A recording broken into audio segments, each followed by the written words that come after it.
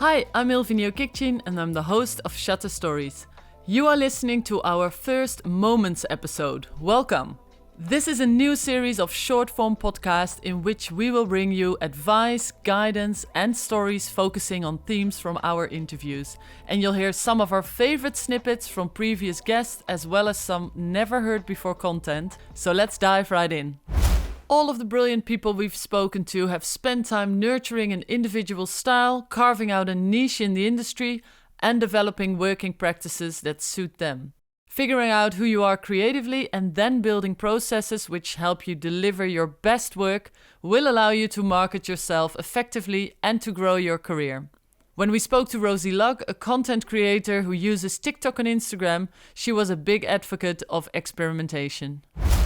I would say to experiment as much as you can with the way you like to create. Do things that bring you joy, but try out things that you can be slightly apprehensive about as well. Like, just give everything a go, but make sure that everything that you post online feels like it's you. Like that's the most important thing. So whether it's like photography or if it's like behind the scenes or anything, make sure it feels like it's authentic. Because then if you get good feedback, then it's rewarding. And if you get bad feedback, you know genuinely what you can improve on. But also don't worry too much about the feedback. Go with what feels good and build on that, because that's what's going to be your foundation and that's what's going to make you unique, because no one else can do that. Great advice from Rosie there.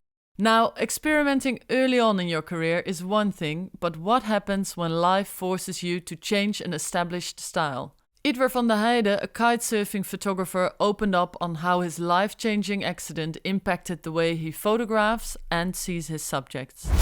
I decided to use a lighter camera, which is the 5D Mark IV, on a monopod.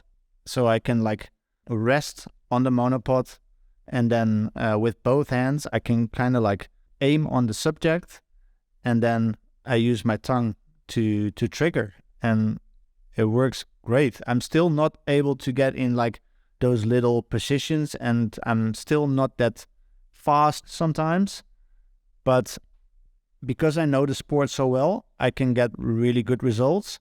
And I also started looking a little bit different at photography. So my style of photography changed a lot after the accident. Don't really care so much about a perfect outcome anymore.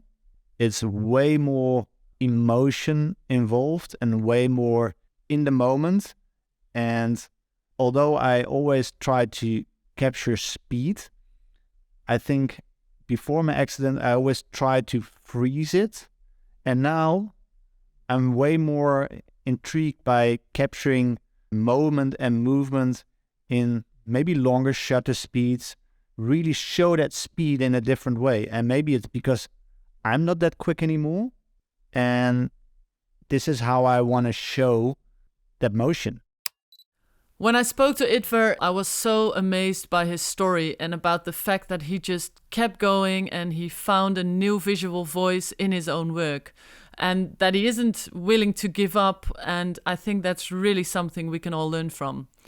Now, knowing your subject matter well enough to perfect a style is essential, but once you have perfected it, it's really important to remember that you can't compare yourself to others. Corinne Cumming, head of photography at Eurovision and a passionate live music photographer, told me about developing a working method which suits her best. I still have to shoot stuff that is within the first 3 songs or whatever. But I feel how I work around that is I think, okay, so I need to shoot enough for a gallery. A gallery is 10 to 15 photos and then maybe 1 or 2 photos to go in print. So I will sit there and think, okay, 10 to 15 photos, that's what I need to get out of this. And I'm not one of those people that kind of presses the shutter down and just takes loads. I'm very intentional with when I press, my shutter button.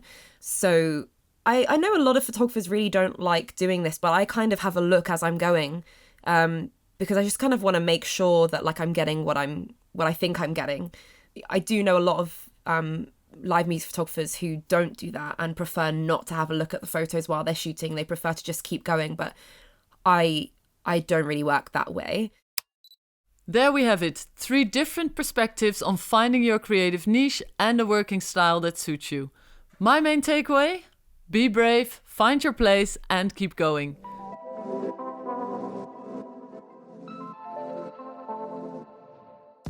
If you've enjoyed the snippets you've heard today, please go back and listen to the full episodes of Shutter Stories.